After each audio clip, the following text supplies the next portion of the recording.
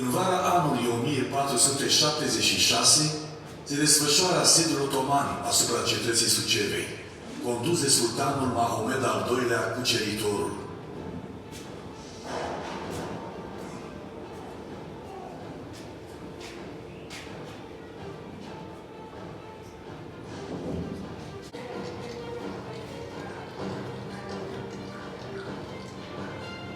Asediul durează 3 săptămâni. Cetatea nu este cucerită, dar orașul Suceava este incendiat.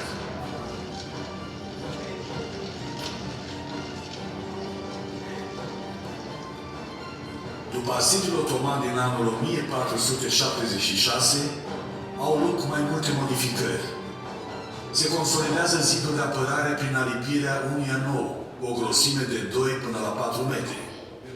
Turnurile de apărare pătrate sunt incluse într-o nouă zidărie, aspectul fiind de bastioane semicirculare, care rezistau mult mai bine atacurilor artileriei dușmane. Cetatea capătă o formă stelată și are acum o suprafață de 7500 de metri pătrați. Se construiește noul șans de apărare, existent și în prezent, consolidat cu un zid de piatră și întărit cu contraforturi, lat de 20 de metri la bază și peste 30 de metri la partea superioară, în care niciodată nu a fost apă. Se construiește pe latura de est o nouă intrare în cetate, existentă și în prezent, cu o poartă de lemn, o parte carbonizată, fiind găsită prăbușită în șansul de apărare.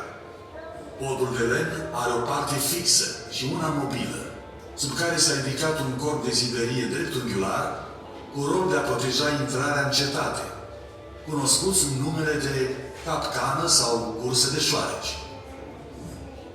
În 1492 se introduce o nouă stemă dinastică a voievodului Ștefan cel Mare, care este așezată pe zidul porții de intrare al cetății, marcând încheierea unor ample lucrări de refacere.